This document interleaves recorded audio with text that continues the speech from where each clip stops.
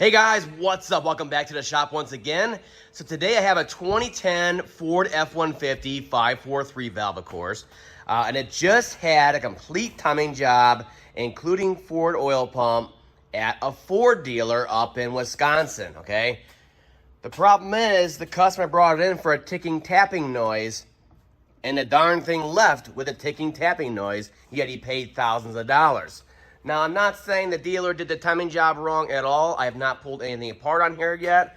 But what I am saying is they probably neglected to replace the #1 failure with this engine, the fatal flaw of this engine that can actually kill it and destroy it. And that is the roller followers. Now, it's not a slight tick that you're trying to discern over all this other engine noise and stuff. It's loud. And it kind of sounds like it's coming from both banks on there. So I'll start it up, let you guys listen to it, and then we'll go ahead and we'll tear into it a little bit, and I'll show you guys what I mean and show you what it looks like inside that's making all that noise on the outside here. How they put this back together and gave it back to the customer and said, give me money with this kind of noise is crazy. I could never let a vehicle go from my shop that has this kind of noise going on and saying everything's good to go, pay me, pay me, pay me. It's just unreal. So let's go ahead and start it up a little bit. Let it idle down. So you can already hear it.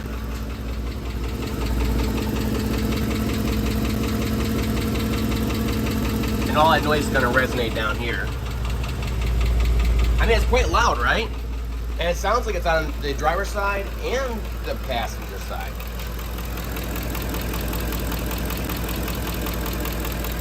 So it's not a phaser knock. That is a tick from the followers. It's a lighter, tinier tick.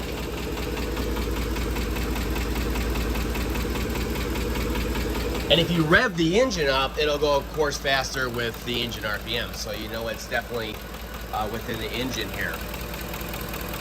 But listen, that's loud. That is not normal for a 543 valve. Not normal valve train noise.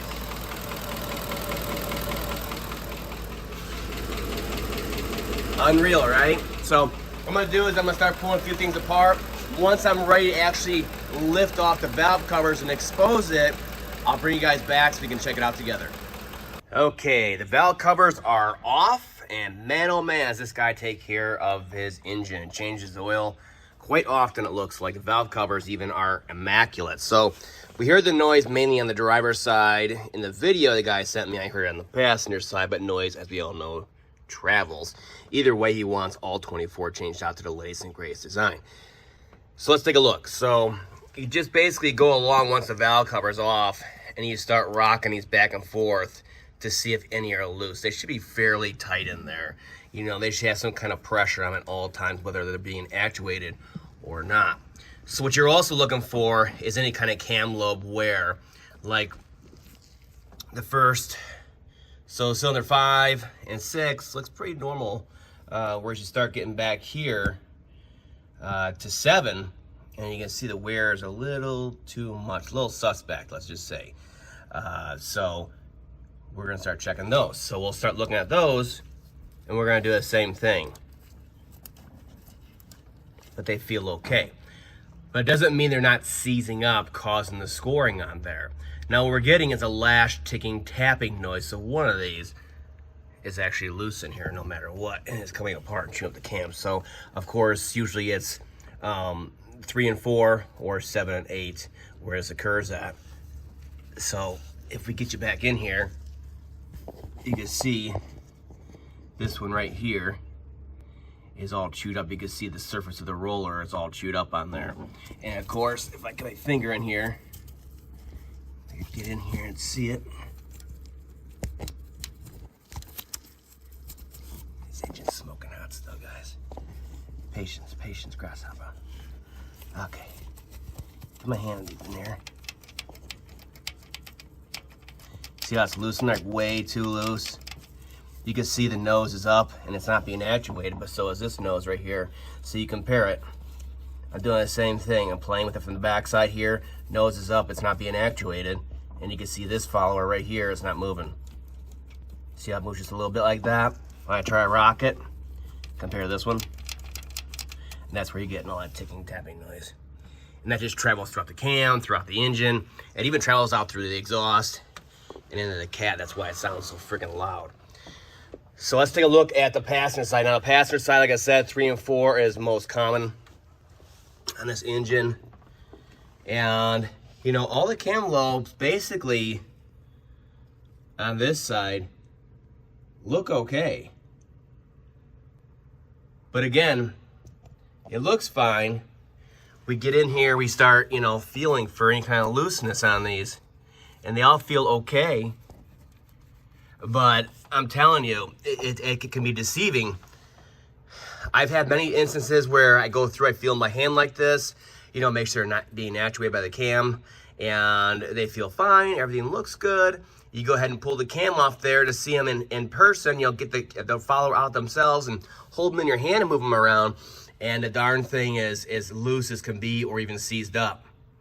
So it can be deceiving just to check them in vehicle like this. So in a situation like this, you know, the guy has 150K on here. He takes care of his oil. The engine's obviously fine otherwise. He just had a timing job on it. All Ford components, the Ford dealer, they just neglected to change the most common and biggest flaw with this engine that could actually destroy it. And that's the roller followers. I have no idea why. A lot of times the dealer techs, you know, I understand I was a dealer tech for 10 years. You have to keep up with the current problems that are coming in, you know, in the last 3 years, they're under warranty. So after a while, you start forgetting about this, or you get new dealer techs in that never touched this kind of stuff.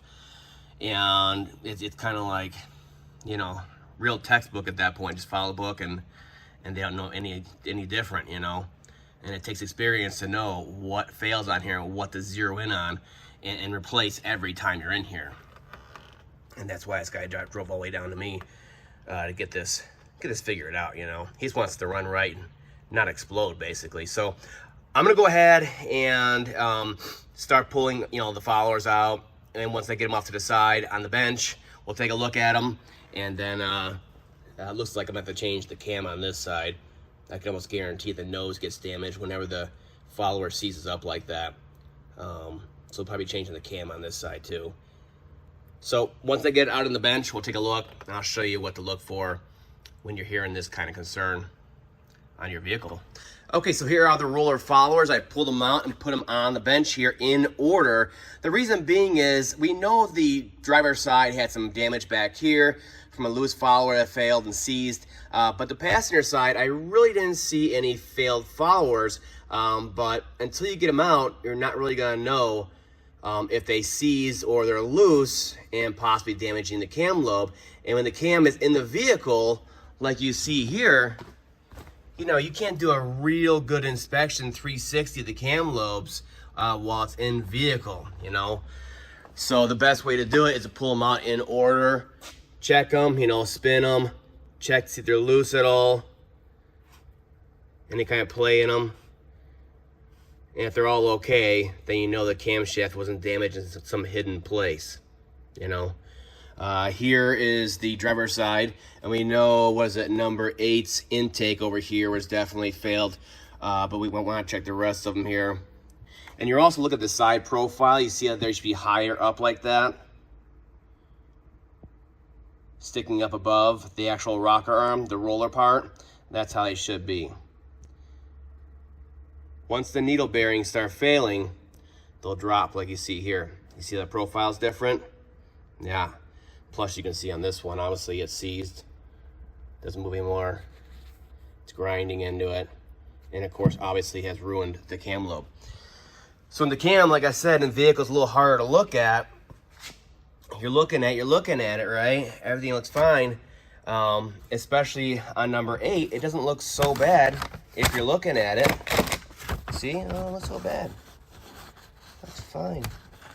Looks good. You must look at the nose, because the nose is where it's actuating the valve spring, and that's the highest pressure point on here. So the nose is right here where it sticks up. You can see it's like egg-shaped, the tip of it here. These like the ramps coming up. This is base circle down here, the fat part. That's just round. Well, this is the actuating nose here. And you can see all the damage on there. Let me see if I can zoom in and give you guys a better look. You can see how chewed up it gets on there compared to a perfectly fine one. So you can see the damage, and you want to replace the cam because it'll chew up the new follower, you know. So went ahead and swapped out the left-hand side here. All new followers, new camshaft. Torque down the phaser, 90 degrees. Marks match up on the timing there, and we're good to go.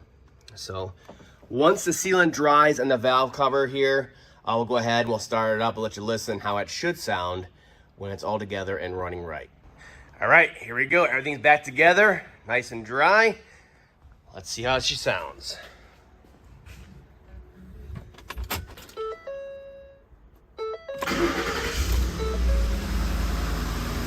Much better already.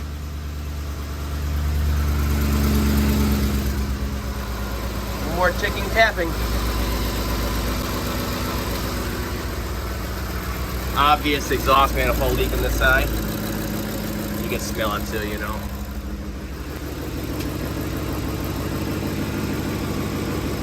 Listen though.